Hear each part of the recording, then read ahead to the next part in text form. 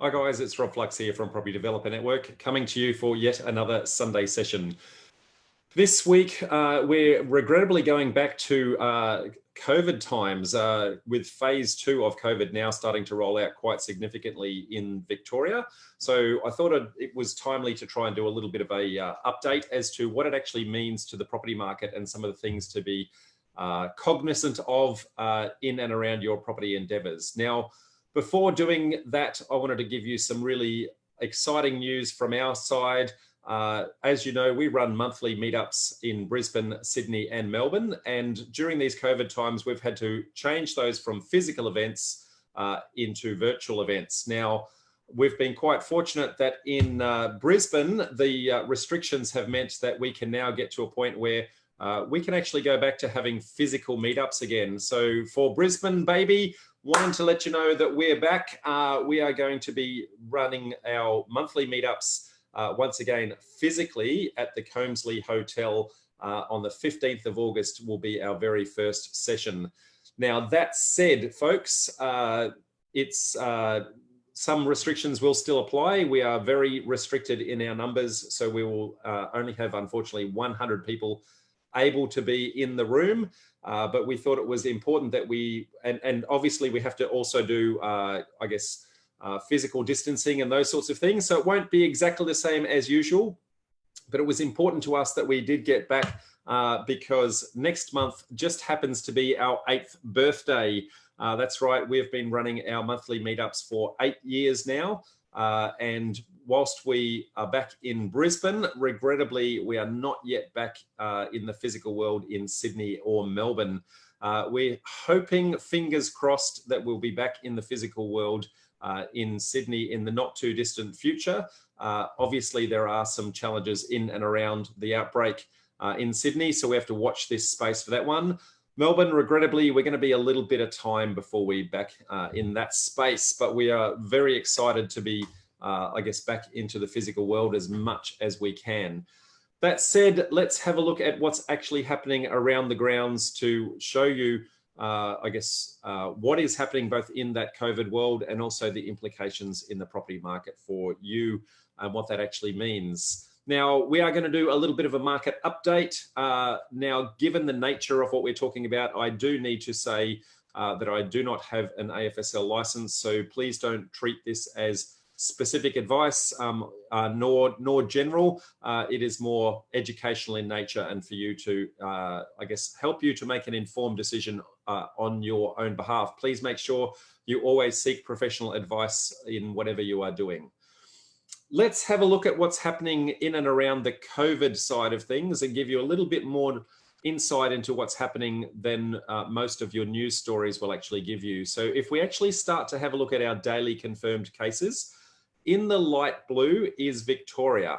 Now, if we go back in time, this was the original outbreak. This was COVID phase 1, and these totals were for all of Australia, inclusive of Victoria.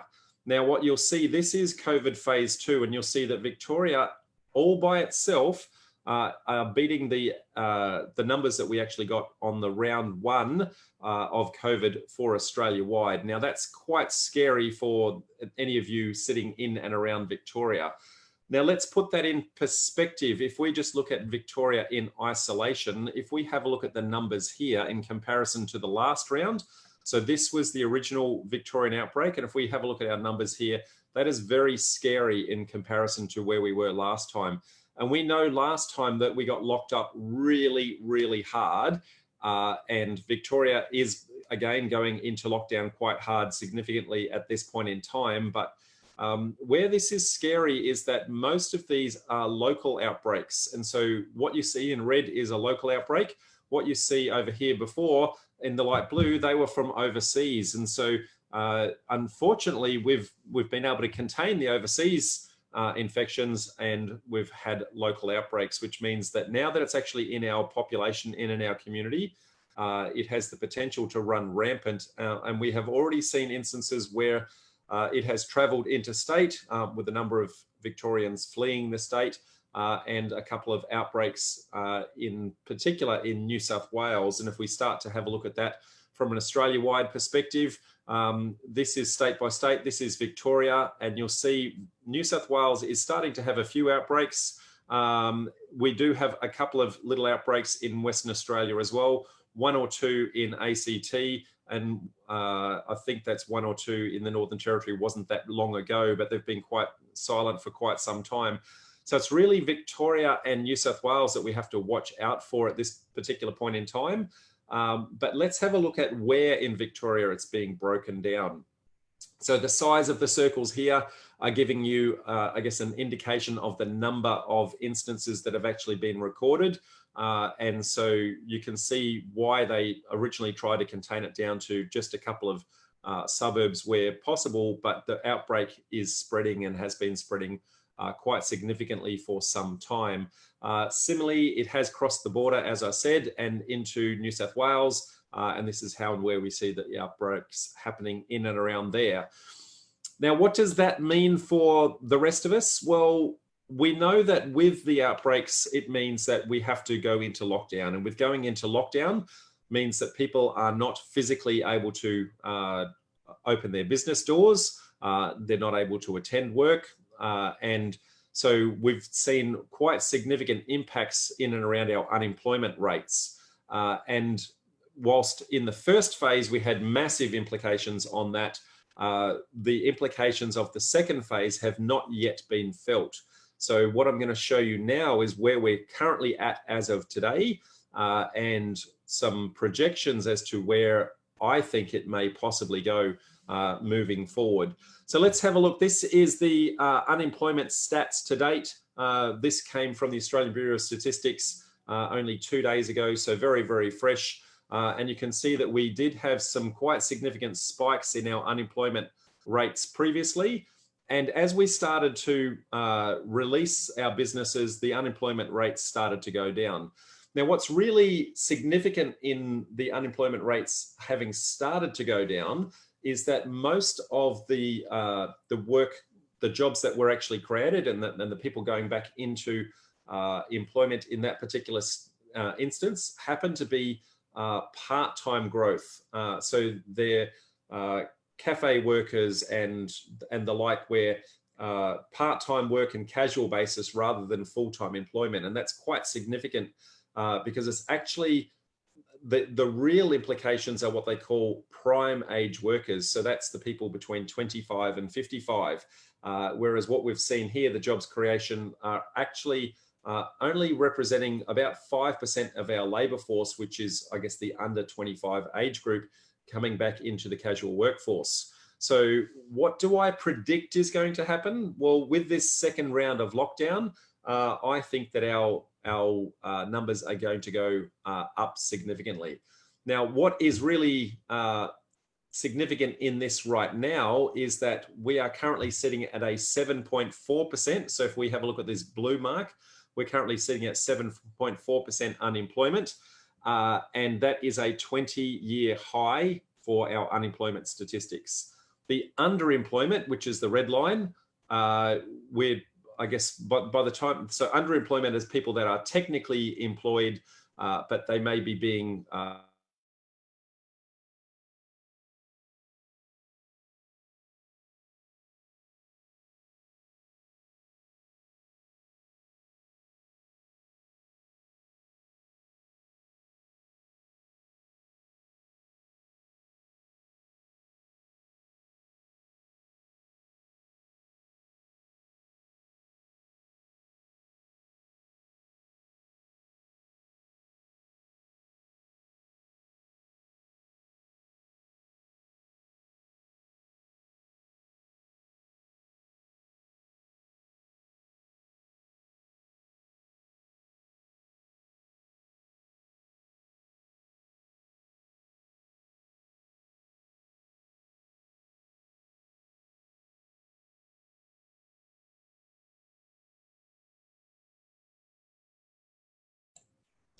Hi folks, not sure if I'm still on the air or not. We did have a little bit of a technical glitch here. Hi folks, not sure if I'm still on the air or not. We did have a little bit of a technical glitch. Let me just press some buttons and see whether or not I am actually still I am still going live to Facebook. Awesome. Not sure at what point my internet dropped out. I've had to jump onto a hotspot, so hopefully we're back in business here. I might just go back and refresh the last slide or two because I don't know at what point it actually dropped out. As I said before, unemployment is currently at 7.4%, which is a record high for the last 20 years. By the time we look at underemployment, which is this one in red, again, that's a record high. That's being propped up by Jobkeeper and the like, trying to keep people in the workforce, but they may be working in an under hour capacity. And the combined implications of that are the underutilization rate, which is, I guess, has breached that 20 percentile mark previously. My projections are that with us locking our borders down a little bit harder, that we are now going to be shooting back upwards again. And where that gets really scary is if we actually have a look at historical numbers and where we've actually set in a historical space. This is the unemployment rate for prime age workers. So prime age workers are 25 to 55 years of age, back over time, over the last number of recessions. So back in 1982, this was the global recession. As you can see where our unemployment rate was there, it was up around the 3.5% mark. When we went into the Australian recession in 1992, the recession that we had to have, that was up around the 4% mark. In the GFC, that was around the 3% mark. And you can see right now that we have broken the 7% mark and climbing. And that's where it starts to get really scary. And what makes it even worse than that, this is, so we are technically right now in a recession for those of you who are not aware. And so this is going to take a little bit of management to try and work through what's going to actually happen to us. Now, where it gets super scary, this is a timeline released by the Australian Bureau of Statistics that actually shows this is where the data was captured. So we can see here that we actually had a 2-week period where the unemployment rates were actually captured. This is where we are and where it was actually released. So there is a massive lag of approximately 4 weeks between that data having been captured and being released. So we're at record highs right now. But what it does not capture is the fact that we have now had, I guess, this Melbourne outbreak. And so whilst we're at a record high in this period here, this Melbourne outbreak is now going to say further lockdowns and we're going to shoot up again. So I'm anticipating that even when we get the next round of stats, so we're capturing data right now, even if we start to get that right now, even at this point, we won't have captured everything inside that Melbourne lockdown in phase 2. So when we get next month's stats, they're still going to be somewhat lagging in the amount of data that we actually know to know exactly where the implications of this current outbreak are actually hurting us. So could be quite scary, folks. I'm anticipating that we're going to get, I guess, well up. I'm hypothesizing in the 9 to 10% unemployment rate as a plausible outcome. Victoria represents approximately 1/3 of our I guess, national economy. And so having to lock them down and implications of that potentially expanding out into New South Wales again means that we could have upwards of 50% of Australian workforce back in lockdown, which could be very scary indeed. If we look historically at when we've had these high level of unemployment, these are all the different recessions over time. And you'll see that depending upon the recession, typically it's been 5 to 10 plus years, anywhere between 5 and 10 years to actually start to recover from that. So when that unemployment is really high, to get back to the previous employment levels is can take some time. And so it's because of that that I think that we're coming into a world of pain, which I had predicted before, but the government packages that have been releasing us have been somewhat softening the blow and delaying as much as humanly possible the implications of that. That said, government is still trying to do what it can, and they recognize what's happening around us at the moment. So they have been doing everything humanly possible to try and delay the inevitable and if possible, prevent the inevitable. I don't think they're going to prevent it, but they may be able to soften it. But the question really comes down to how much they can soften it.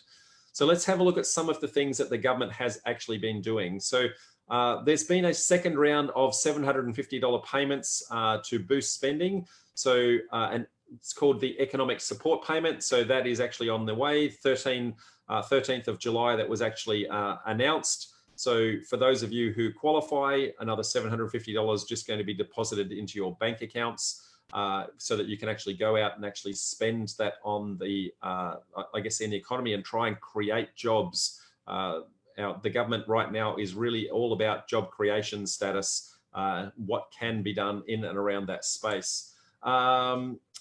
Also, if we have a look here, there has been a further 4-month extension to the mortgage moratorium. Okay, now the mortgage moratorium has been originally was scheduled to end September, October.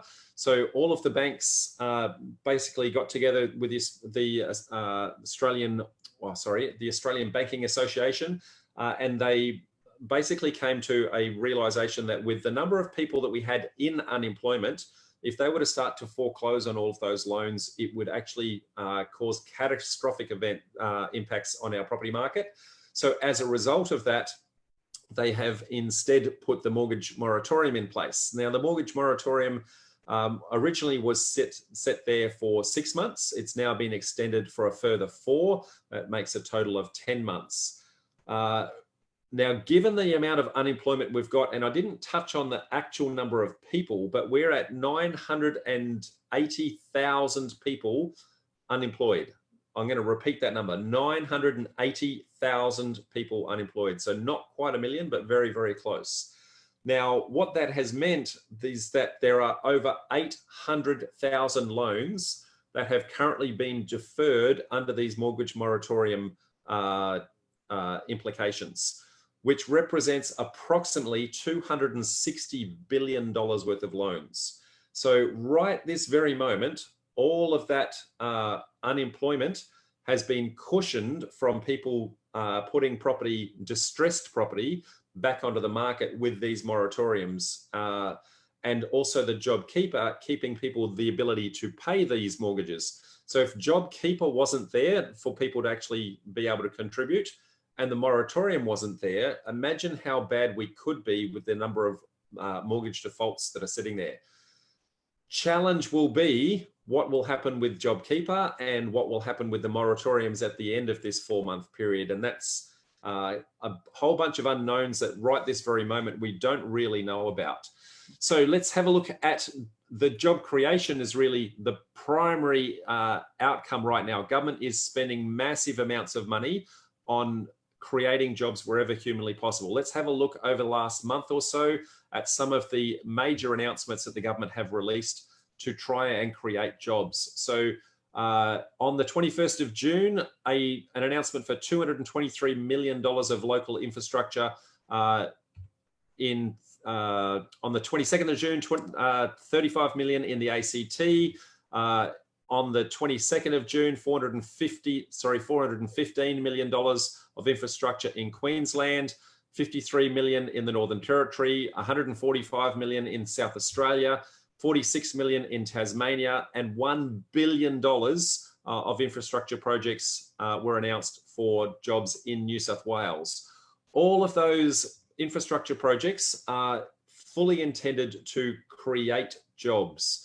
By creating jobs, it puts people back into the workforce. By putting people back into the workforce, it then means that they can then pay their bills, they can pay their mortgages, etc. But more importantly, the money that the government has spent on handouts is now able to be taxed by actual income that people are actually generating. So when the government spends money on a handout, then they don't get that money back. It's just giving money out to people who are not employed. But by creating jobs, the money that the government spends, the government is able to get that back through the income that's generated through the taxes and the revenue that creates. So creating infrastructure projects or bringing forward massive infrastructure projects, government has a number of projects that they had already on the cards that might have been scheduled for 2 years, 3 years time. They've brought a lot of those forward so that we can actually get to the point of having people in the workforce ASAP, because that's been the primary driver at this point in time. That said, there's been a lot of speculation as to what's going to happen in and around the JobKeeper perspective. And there's been a lot of rhetoric about JobKeeper was only here for that 6 months. And it was very, very much a hard line. No, at the end of 6 months, it's not going to go further. And if we didn't have the second outbreak, I am confident that JobKeeper would have actually ended as originally predicted. However, we have now had the second outbreak, and so there's some fairly significant, indicators that the government are giving. They won't give the exact news on this until the 23rd of July, when Josh Frydenberg is going to give an economic update as to how and where we've actually been sitting. But effectively, they've said JobKeeper is going to stay, but it's going to change forms. So previously, this was a $130 billion package that was announced all the way back in March March 30, giving everyone $1,500 per fortnight as a flat rate. Now, they did that as a $1,500 flat rate because they needed to get it out quick, and they needed to leverage existing services that were already there. And it was much easier to say, everybody just have this flat rate than it was for them to develop a very complicated process to work out who qualifies, who doesn't qualify, because they didn't have the manpower at the time to actually work that out. And to actually manage that. And so what they have had now is a 6-month lead time to actually build that infrastructure underneath to say, well, how do we actually start to measure? And so everything that's being indicated now is that JobKeeper, when it gets extended, will actually take a different form. It will no longer be a flat rate payment of $1,500, but instead will be a tiered system. And you'll need to demonstrate the amount of implication that you have actually had on yourself. So if you have lost a significant amount of revenue, then you will get more JobKeeper than if you've had minimal impact on your revenue or even no impact. So it will be a sliding scale. The form of that sliding scale, we don't know at this moment in time until it's actually released. But we're only a few days away from that. So that will be released on the 23rd. So not that far away, folks. I would pay very, very close attention to what's actually happening there, especially if you're one of the people who right now happen to be on the JobKeeper bonus system. So watch for this space. Another major announcement announced just last week on the 16th of July, sorry, this week I should say, on the 16th of July, was a $2 billion JobTrainer package. So you'll notice that all of these packages that the government are releasing are, have the word job in front of it. So JobTrainer.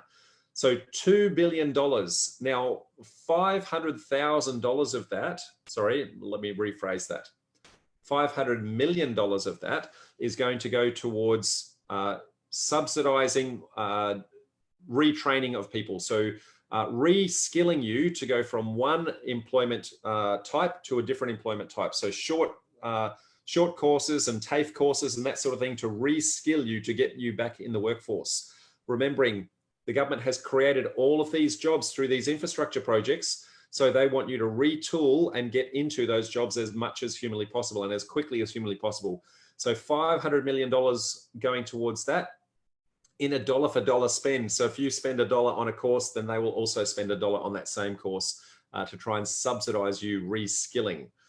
That's $500 million. The balance of the $2 billion is $1.5 million. $1.5 billion, I should say. That is going towards incentivizing employers to start hiring apprentices. And so a lot of jobs are going to be in the form of apprenticeship, which is an entry-level type job, but it is a job. But have a look for, if you're at the younger end of the workforce, apprenticeships are very attractive. if you're the older end of your workforce, it's probably not such an attractive offer, but at least it is something. I'm going to say that there are going to be massive opportunities that are going to come in certain industries. So in the green economy, for example, so solar generation and wind generation and all those sorts of things, I can see massive opportunities happening in and around those areas, and potentially even more packages coming in and around that. What does all of this mean for us in the property market? Let's put it together. Massive unemployment, massive number of people unable to pay their mortgages right now, massive $260 billion worth of loans that are currently on hiatus, with 800,000 people sitting in there with loans that currently aren't able to be paid. And we are in a technical recession. We have officially triggered the recession as of the 1st of July. So right now, we're really at the very starting point of what is going to be a very long road. And what I anticipate is that pretty soon, a lot of those people that are right now sitting in the position of mortgage distress and unemployed, they're going to get to a point where in January next year, they're going to have to make some really hard decisions as to whether or not they start to put their properties on the market. And when they do, how many of those properties are going to go on the market before the bank forces a sale. And so originally, we were predicting that was going to happen in around the October timeline, but because that 4-month extension has now been given, that's pushed that out to January. So there's been a lot of softening of the market, but the indicators are there. It's very clear what's going to happen. It's just when it's going to happen. So let's have a look at what have we physically seen in the property market in and around this space. So number of stories that indicate this, but the property market is slowly softening, okay? So people are starting to drip feed properties onto the market where they can see that, you know, their employment status is challenging and the ability to pay their mortgage is challenging. So they're drip feeding properties onto the market. In the early days, the amount of opportunities that were on the market dropped massively. The number of listings dropped massively, and now we're starting to see this is actually reflected in dropping of prices. How much is it actually dropping? Well, if we start to have a look at the softening of the market since March, you can see on a state-by-state basis that almost everybody has been softening quite significantly. Adelaide did have a little bit of a pick-me-up, and now it's dropped off. Brisbane had a drop and is now the only one on the upside of things, and that is, I think, in line with the fact that that Brisbane or Queensland is one of the few people right now that actually have a positive property market at all and are not in lockdown. So those two combined together, I think, is helping start to pick up the Brisbane property market. Other states, however, where their property market hasn't been as strong for some time, whilst they are not technically in lockdown, they're still starting to soften, and unemployment is still impacting them quite significantly. Now, what I want to show you is some really good indicators that are going to help you massively to start to read how and when the property market is going to shift. So I want to give credit to a gentleman by the name of John Lindeman. He's been a property economist for a good 30 plus years. This is off one of his websites to give you some nice, easy indicators to see what's actually happening on the property market, to see whether or not we're, you know, in boom times and bust times and those sorts of things. So if you look at the green indicators, which is the number of sales, and the red indicators, which is the number of listings, if you can see that both of those are going in an upwards trend, then the market is confident and it's going in, I guess, in an upward direction. If you see both of those indicators going in a downwards mark, then the market is actually concerned. And you'll see from the indicators that I'm talking about right now, this is exactly where we are right now, where it's concerned. Where you start to see the number of listings go up, but the number of sales go on down, that's where we're actually in a crashing market. And I'm I'm predicting that we are not far from that. So the number of sales has definitely gone down. The number of listings has gone down quite significantly for some time. But when these mortgage moratoriums start to run out and when people get to a point where they're actually going to be distressed, the number of listings is all of a sudden going to shoot up. And the number of sales has not been strong. So when those two indices cross, we're going to get to the point of a crashing market. And then the opposite of that is a booming market, which is where there are massive number of sales and not many listings. And I think we're quite some time away from that. Now, as I said, we're in a concerned market. So I want to show you how and why I believe that we're actually in a concerned market so that we can actually see exactly what's happening in and around us. So let's have a look at the number of capital city listings for sale. So this is across the board, across the country, and I want you to pay very close attention to the very last column here, which is the percentage change since in the last 12 months. And you will notice that only one of these is actually in an upwards direction. So the number of sales in an upwards direction is Melbourne. Now, remember what I said, Melbourne going up, is that, I'm going to go back, is that a crossover point happening here with the number of listings going up? Really hard to tell right this very moment, okay? But if we look at everybody else, they're all down. So everything is down right now. Melbourne is the only one that has gone up.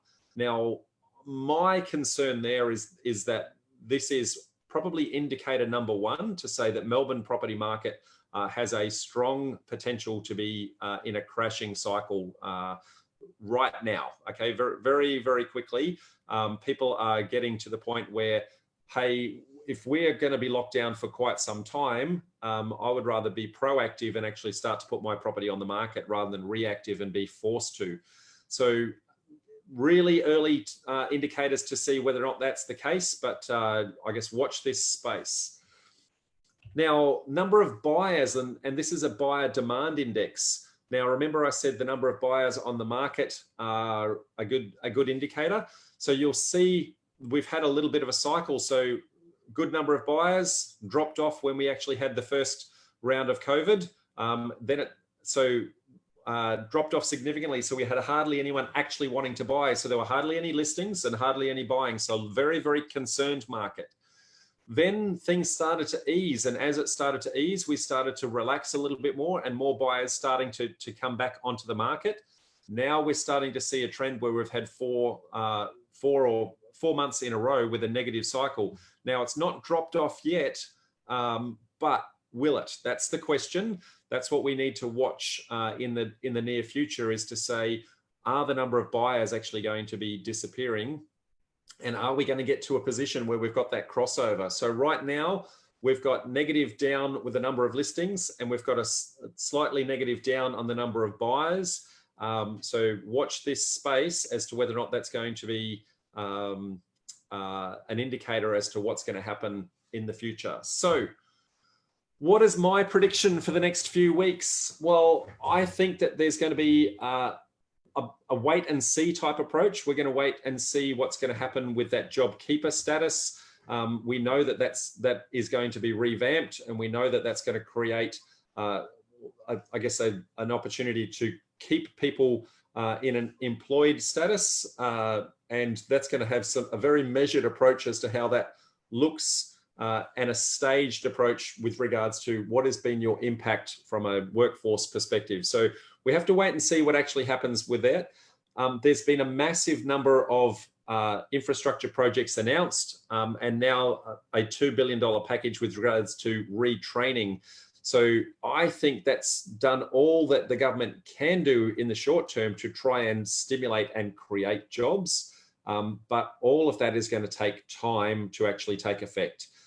In taking time, people need to, A, be interested in doing the training, and B, take the time to enroll, and then C, do the course before they can then D, get the new job. So it's going to take some time between making that decision and then actually getting back into the workforce again. So I think our unemployment rates are going to go up, and significantly up, but I think we won't see the impact of that for 2 reporting periods, because the the next round of reporting will not capture what has actually happened inside this Melbourne market. So this 7.4% unemployment right now, I think, is going to go up significantly. So that's what I think in the short term for the unemployment perspective. Property market wise, I think we're going to be steady as we go with a level of concern. I have the hairs on the back of my neck are standing up for Melbourne in particular. When I see the indicator there with the number of listings having jumped up very quickly for Melbourne, I'm just going, how many people in there are starting to get to a point where they're starting to panic? What I think for the rest of the period, I think that most of the deferred sales are then going to happen slowly, drip fed out until towards January, and then somewhere December, January, February, when the next round of mortgage moratoriums start to run out. Remember, 800,000 people still distressed, $260 billion. It's, you know, is that going to be when we actually see the property market start to drop off? And if so, how much? Remembering last time round, this was predicted. So when it was the first implications, they were talking about between 10 and 30% property drop that they were anticipating when we got to October. Now, October has been deferred to January now. So is that still going to be in that vicinity, 10 to 30%? I'm hypothesizing it's going to be 10 to 15%, but it's a hypothesis, folks. Until we get to see the details of the Jobkeeper package, until we get to see the number of people who take up those opportunities for re-employment and retraining, and until we actually see those infrastructure projects that have been announced actually hit the ground and jobs actually start to get created, all of those billions of dollars that the government are spending, it's going to take some time to create the churn to actually get to the point where they're shovel ready to actually start to do. So I think that we're going to have quite a big lag, and we're going to have quite I guess a period in the next 2 months or so where there's a little bit, let's just see how we go. And after that, I think we're going to get to see the real implications of what's actually going to happen long term. That said, I'm confident that the property market is going to drop off. And it's whether or not it comes back quickly or slowly, that's the question, and how hard it actually drops. I'm confident it is going to drop. It's just a matter of how much and for how long. So there you go, folks. That's my little thoughts and views as to what's been happening with that COVID side of things. I'll try to keep you regularly updated on that side of stuff as we go every single week. As you know, we always run these Sunday sessions at 5 o'clock Brisbane time. And so you can always come get hold of us by liking our Property Developer Network Facebook page or coming and joining our Property Developer Network Facebook group, of which these are the links to the Facebook group. So please do that. And what I'm going to do now is I'm going to stop the share and I'm going to go and see if you've got any questions from you guys out there. So give me 2 secs to just jump onto Facebook and see who we've got out there talking to me and asking questions. So Luke Maroney has gone off with all sorts of things going, hey Rob, how you doing? Lots of people saying hello. Luke's saying he's in Brisbane. Mate, give me a yell. I'm happy to go out for a drink if you're free. Lots of other people saying exciting news. I'm not sure that it's exciting, but it is certainly challenging. See if I've actually got any questions here. So Luke is saying maybe I should be the Chief Health Officer. Not sure I should actually do that, mate, but health is not my thing. Happy to look at the markets and the implications of that. All good. Now, let's see if there's any questions. No questions so far, just a lot of people saying, hey, Rob. And Rachel saying, yes, I'm back. I'm glad I got that working.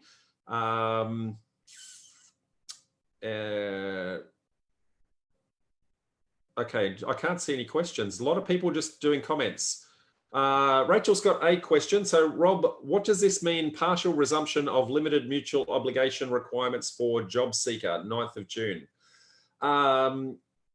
So job seeker is going to change, Rachel. So what it means is that they're going to have a look at what your previous role was, what your actual income stream was in that regard, and they're going to measure how many hours you've lost, what the implications of your workforce is on your actual income has been, and there'll be a tiered scale as to how much assistance you're actually going to get. Whereas the previous round of JobKeeper was just a flat, if you were impacted at all, you got a flat $1,500 a fortnight. That is no longer going to apply. So hopefully that helps explain that a little bit more. Tony says, when the support payments are cancelled, and they will one day, I'm wondering if people will be addicted to the handouts and find it difficult to go look for a job.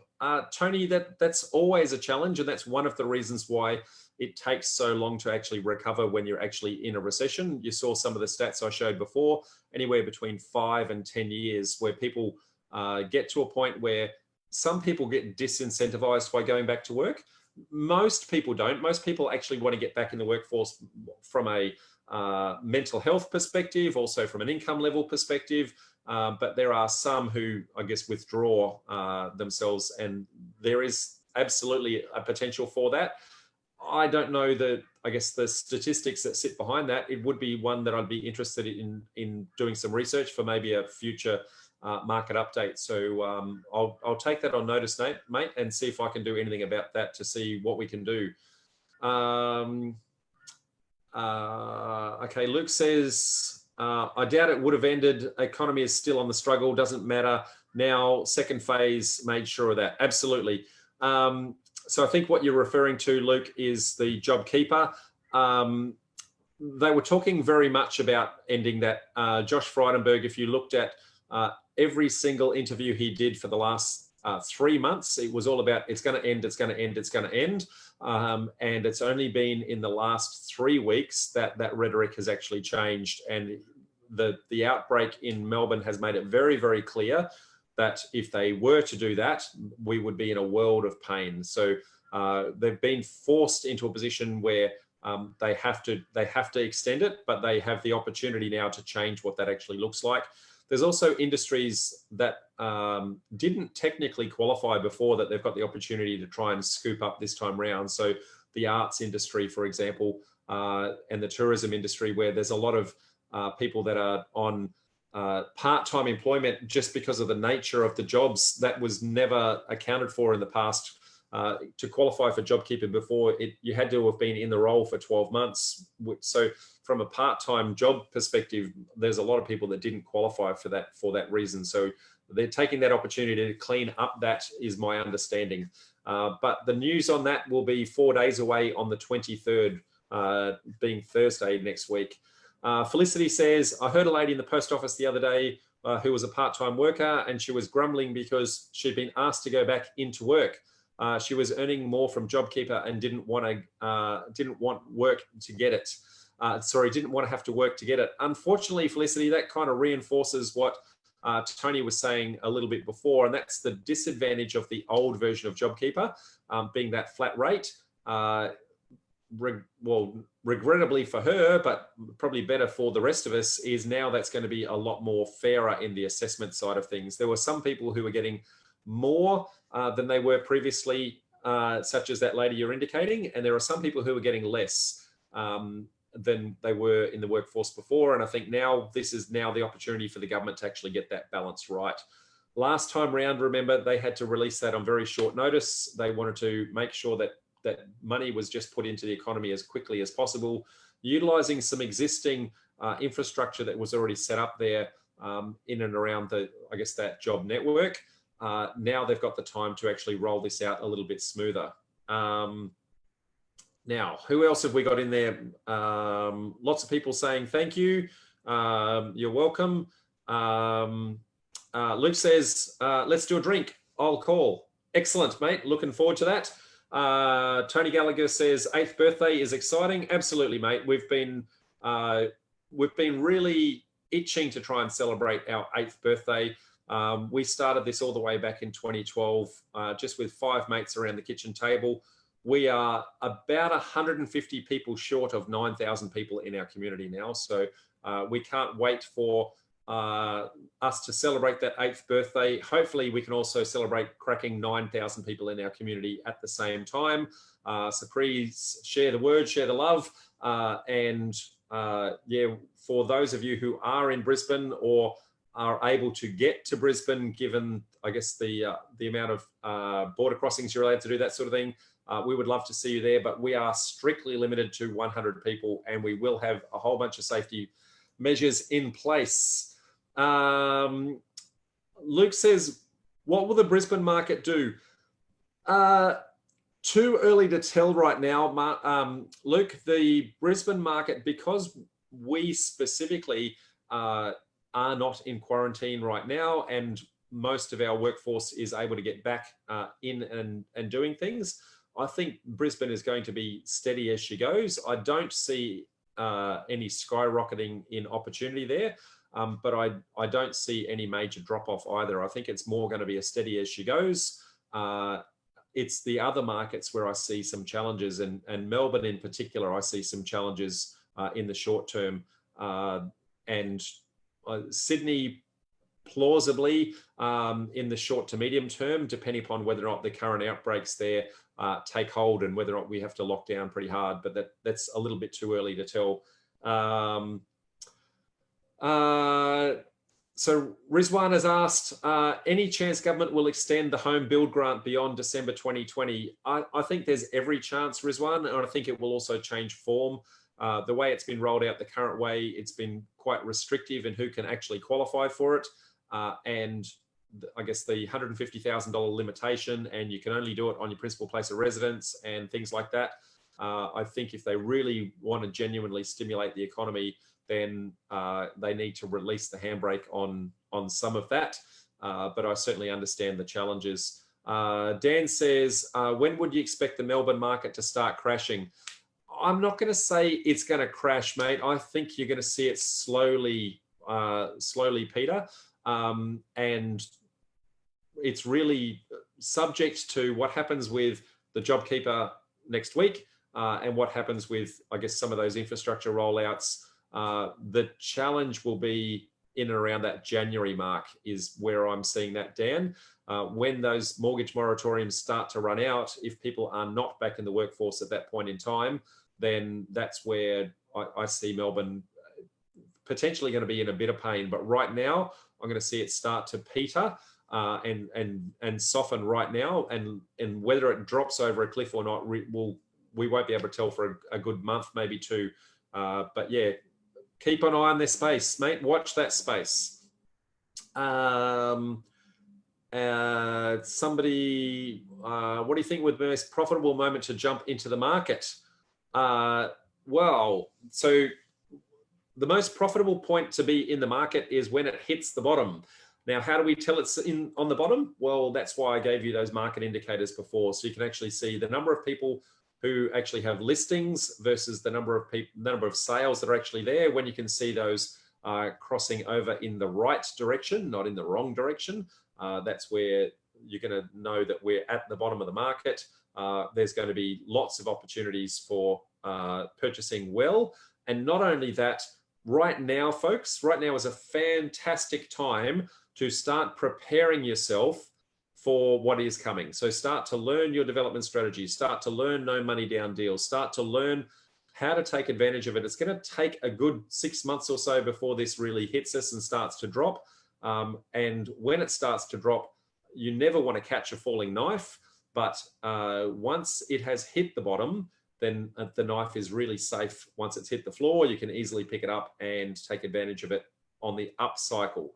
So I'm going to say January is probably when you're going to start to see it actually starting to drop for most of Australia, and probably a little bit earlier for Melbourne in particular.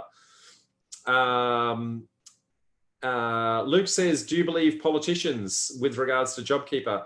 Mate, overall, yes. It doesn't matter what side of politics you're actually on.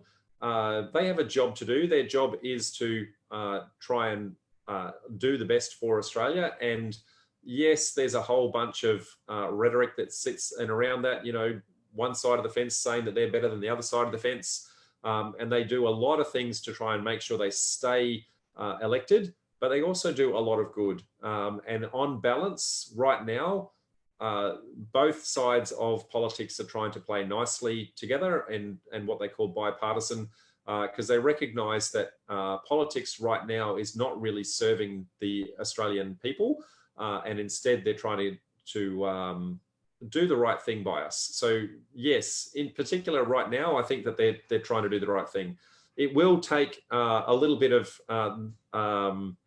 time for, I guess, the implications of that to come through, but buy and hold, yes, mate, I do believe them, but you always have to listen to it with a pinch of salt. So Krishna says, hi, Rob, where can you find info on which pocket of Melbourne are dropping sharply? I understand there is lag in reporting.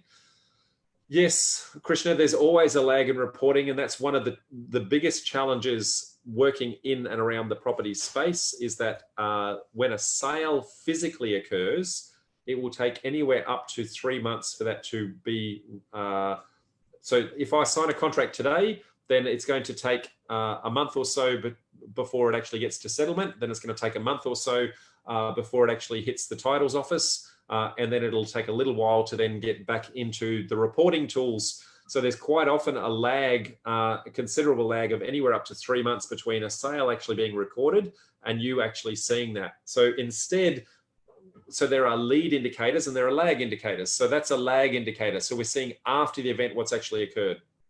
A lead indicator is how many listings are there, how many people are actually looking at properties. So that's a lead indicator. Now that doesn't say the sale has occurred, that just says how many people are looking for sales and how many people are trying to sell. So when you're looking at the two in combination, a lead indicator will give you kind of predictive what we think is going to happen, and a lag indicator will be confirmation that it has actually occurred. And in the middle is no man's land, and our job is to try and inform ourselves to not crystal ball, but certainly understand the implications of that and the risk in between the lead and the lag as to whether or not we want to take that on. Cara says, great update. Thank you, Rob. You're welcome. No problems. Rachel says, just by the way, Rob, how many people in the PDF alumni now? I honestly don't know, Rachel. I'll actually have to go and have a look at that. So, so for the rest of the world, the PDF alumni are past and present students of our property development formula course. I don't memorize those numbers. Most of you do know that I'm on a mission to create 1,000 people financially free. So my job is to grow the number of people in that alumni as much as humanly possible to try and get them there. But I'll take that as a question on notice, Rachel, and go have a look. Tony Gallagher, oh, he must have dropped out and jumped back on. So Luke is saying to Dan, jump in now, get involved, buy. It's a finance game. I'm going to say there are always opportunities in every market, up, down, or sideways. It's really just a matter of what the opportunity is and how you actually put that together. So I think there are more opportunities coming. That said, there are always opportunities even in today's market. Michael says, appreciate your insights, Rob. I reckon I'll be entering a buy straw hats in winter scenario next year. Should be good pickings preparing for the next upswing. Absolutely, Michael. That's really the reason why we're putting these market updates out, to give you some insights as to what I think is coming so we can prepare. Get yourself knowledgeable, get yourself prepared, educated, learn all the tips and tricks that you can in preparation for the opportunity that's going to present itself. And Luke says, I agree, politicians do a lot of good. Thank you, mate. They do, by and by. Obviously, there's the rat bags in there, but overall, I think their intentions are good. A lot of people saying thank you. And Deborah says, why do you think it will be easier to buy on terms when and if the market falls? As I would have thought, most people will need or want a fast sale. Fantastic question, Deb. So the reality is that I guess when the market is going up, so let's compare the two different versions of the market. When the market is going up, then there's lots of buyers trying to enter, trying to take advantage of things straight away, and the sellers are in control. The sellers get to say, I get to sell on the terms that I dictate.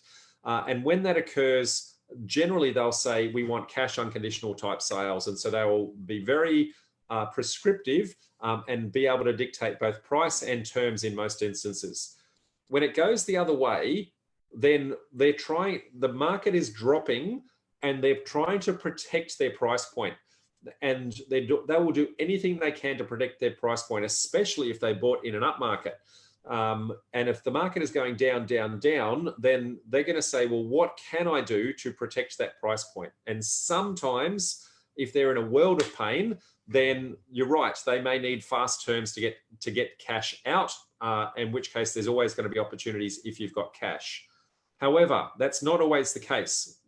Quite often, they will be in a position where you might be able to do some really creative finance terms with people to say, well, you bought that 10 years ago and your holding costs are quite low in comparison to what my holding costs would be in today's market. What if I was just to pay your mortgage for the next 12 months, which might be a fraction of what I would pay my mortgage if I bought it on today's market? Or what if I said, if I could give you a small amount of cash now to get you caught up with all your bank arrears, so the bank is off your tail, could we potentially do a delayed settlement later on? If I can protect your price point, would you be interested in that? All sorts of scenarios like that where you can start to go, well, what is your pain point? If I understand what your pain point is there something that I can offer to solve your pain point? And if there's something that I can offer to solve your pain point, then we may be able to negotiate terms in order to get there.